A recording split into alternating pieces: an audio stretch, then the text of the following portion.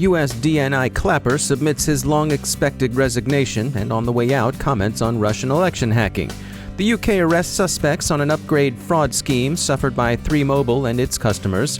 Updates on Android spyware and banking Trojans. Siri might be helping bypass your iPhone's lock screen. There's good and bad news about ransomware, but happily more good than bad. A quick review of the week's industry news with an emphasis on cybersecurity startups.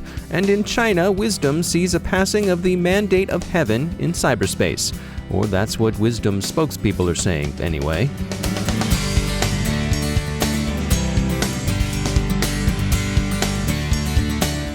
Time to take a moment to share a message about our sponsor, E8 Security.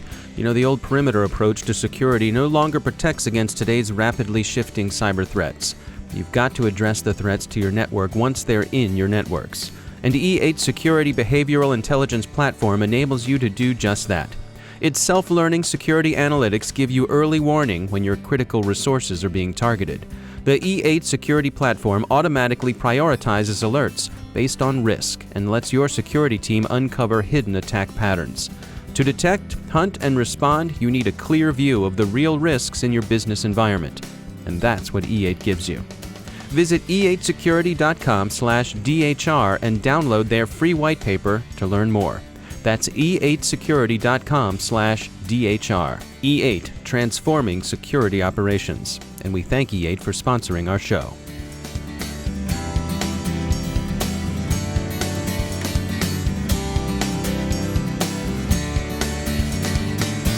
I'm Dave Bittner in Baltimore with your CyberWire summary and week in review for Friday, November 18, 2016. U.S. Director of National Intelligence Clapper has submitted his resignation as he's long intended to do. It will take effect at the change in presidential administrations and was planned before and independently of the recent election's outcome. He's also said that he believes Russian cyber operations against U.S. election-related targets slowed noticeably after the U.S. intelligence community took formal public notice of the attempts to influence voting. Whether any such curtailment was a win for naming and shaming or for the retaliation threatened around the same time is unknown. The incoming administration's prospective intelligence and national security appointments are becoming known, but a successor to James Clapper hasn't so far been named. We've been following news about insider threats lately, and any of you interested in seeing what an insider threat looks like in action may find a good example, by which of course we mean a bad example, in news from the United Kingdom. The mobile phone provider 3, which is said to have 8.8 million customers, had noticed an increase in handset fraud over recent months. This week, the company disclosed that about 6 million customers' personal information had been breached by hackers using employee login credentials. The information lost includes customers' names, phone number, address, and date of birth. For a sense of scale, the 2015 TalkTalk breach affected roughly 157,000 accounts, and TalkTalk endured fines and lost business that it's only now recovering from. TalkTalk estimated that the breach cost it £60 million. It's too soon to guess what 3Mobile's exposure might prove to be. The fraud and upgrade scam works basically like this, according to reports. The grifters poked through customer records to find people eligible for upgrades, upgraded them to new phones, and then intercepted the new phones, which they sold to other users. It would seem fitting if sales were made from the boot of a car, but how the phones were hawked isn't generally being reported. There's also, of course, the fear that the personal information access could itself be sold on the black market, although for now the crime appears to be, as they're calling it, an upgrade scam. How the hackers got the employee credentials is unclear, but once in, effectively they operated as insiders. 3 arrests have been made, according to the National Crime Authority. Tripwire has an update on those Android lawful intercept tools researchers found gurgling around on some servers formerly used by Hacking Team. No, the spyware does not appear to be a Hacking Team product, but researchers say it's using old Hacking Team command and control servers. There are some other mobile concerns out there as well. Staying with Android for a moment, a banking Trojan, Android Fake Bank B, is inducing users to add it to their device's battery optimization whitelist, whence it remains active even when the phone's in doze mode. It looks for a set of banking apps and, should it find one, deletes the legitimate app and gets the user to reinstall a malicious version. There are also some Apple iOS issues. First, ThreatPost reports that independent researchers have discovered a bypass vulnerability in Apple's iOS versions 8, 9, and 10 that could allow an attacker to access photos and contact lists on a locked phone. Until the bug is fixed, users can reduce their risk by disabling Siri on their lock screen. The other Apple issue is more contentious. Elcomsoft calls it a bug, but Apple calls it a feature. At issue is the way a user's call history is backed up to iCloud. Once iCloud is enabled, data is uploaded often without user action or notification. Elcomsoft sees this as a privacy problem. Apple calls it good backup service. Ransomware continues to boom in the criminal market, accounting for a hefty fraction of the payloads delivered by spam. As much as 97% of the spam, PhishMe says it's monitored in the third quarter of this year. Locky remains at the top of the leaderboard. The good news is that victims seem to be coping better with crypto ransomware. A survey of 500 cybersecurity decision-makers, sponsored by SentinelOne last month, found that 27% of the time, the attackers failed to encrypt any of the victims' files. 45% of the time, some files were encrypted, but the victims were able to decrypt them on their own. 25% of the time, the victims were able to restore their files from backups. And in only 3% of cases were the victims out of luck. Looking back at this week's industry news, we've seen some movement of venture funding into startups. Virginia-based next-generation antivirus company Invincia has raised $10 million in a funding round led by Oryx Growth Capital and Comerica Bank, with participation by Harbert Ventures and New Atlantic Ventures. UpLevel raised $1.2 million for its new managed services model. Threat intelligence shop AppVera closed $1.7 million from ACP and Spring Seeds Capital, and Cmplify received $10 million to expand its security operations and incident response business.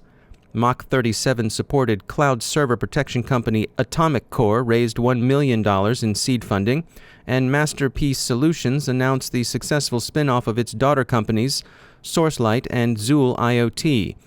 And of course, Arlington Capital merged 3 of its portfolio companies into a new cybersecurity player, Polaris Alpha. And finally, Chinese authorities make the case for their new internet controls at the Wuzhen World Internet Conference as fair and equitable, and also as bringing Chinese wisdom to cyberspace, where it will help everyone live together in ordered harmony. That's certainly one way of looking at it. We're surprised the mandate of heaven wasn't explicitly invoked, but then we haven't read the entire issue of the People's Daily. Maybe it's somewhere in the back with the sports, or maybe the lifestyle section. Time to take a moment to tell you about our sponsor, Alien Vault. Do you know that a typical attack goes undetected for more than 8 months? This is especially frightening. Consider 90% of all businesses have suffered an attack. So it's no longer a question of whether an organization will be breached, it's when. Better threat detection starts with Alien Vault Unified Security Management. The Alien Vault platform provides all of the essential security controls needed for complete threat detection in one easy-to-use and affordable solution. With its integrated security controls and expert threat intelligence from the Alien Vault Labs security research team, you don't need to deploy and manage numerous security point products. Spend your time responding to threats rather than researching them with Alien Vault.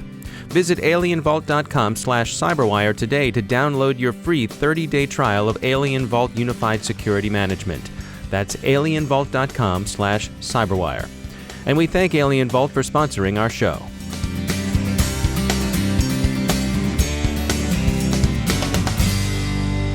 Joining me once again is Dr. Charles Clancy. He's the director of the Hume Center for National Security and Technology at Virginia Tech.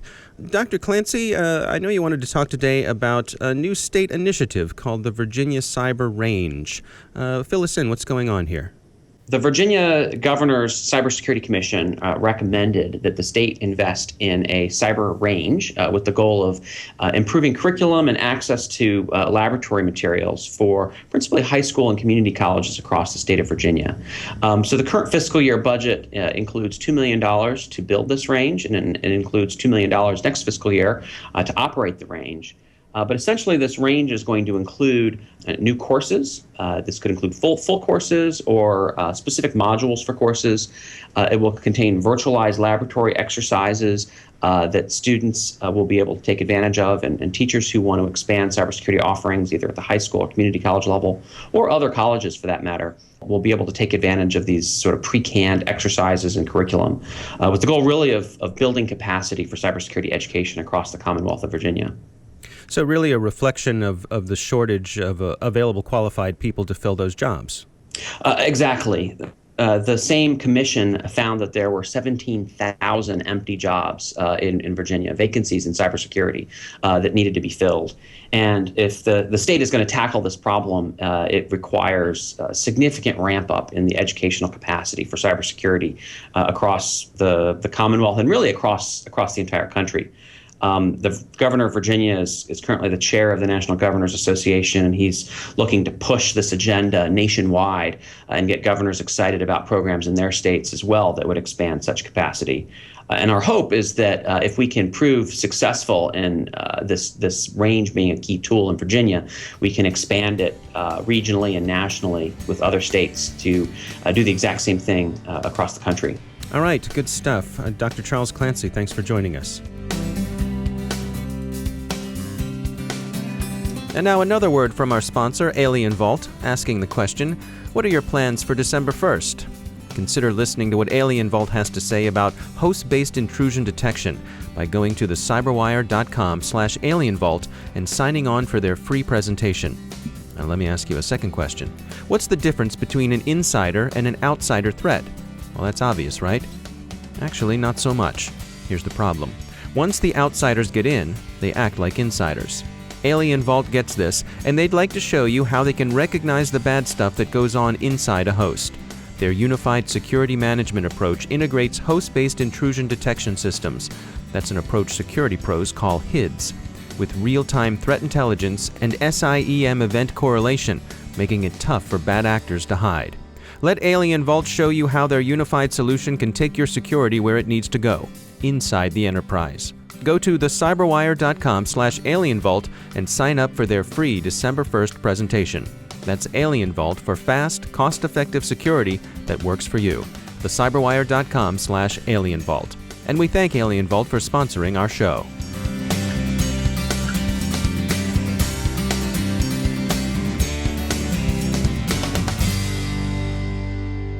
My guest today is Sara Sorcher. She's the deputy editor of Passcode, part of the Christian Science Monitor that covers digital security and privacy. After the U.S. presidential election, she wrote an article titled, "What Trump's Victory Means for Cybersecurity." You know, there are some clues. He has a cybersecurity plan on his website, and he said pretty recently that to truly make America safe, we truly have to make cybersecurity a major priority. So he has been pretty strong on some of the things that he's emphasized with cybersecurity. But there are some other comments that he's made along the campaign trail that have worried industry professionals, and so went through some of that as well. What kind of comments did he make?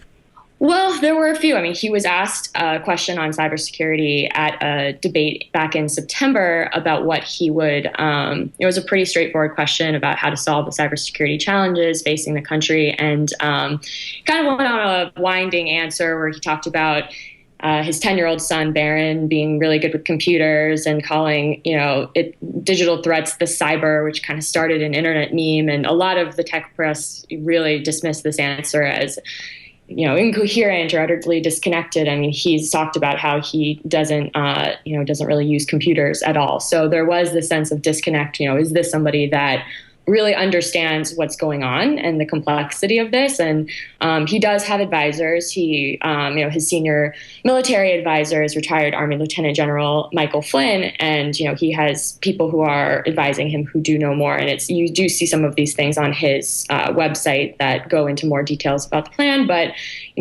there are questions about whether he himself might need to brush up on cybersecurity issues when he's in office. And then, really notably, with all of the hacking that went on this election season, he did, a couple of times take a step away, from blaming Russia for hacking political organizations like the DNC. And even after U.S. intelligence officials and cybersecurity researchers who investigated the hacks came out and said that they believe that there's enough evidence to blame Moscow. And even Michael Flynn also broke with him to say that he thought that Russia was responsible.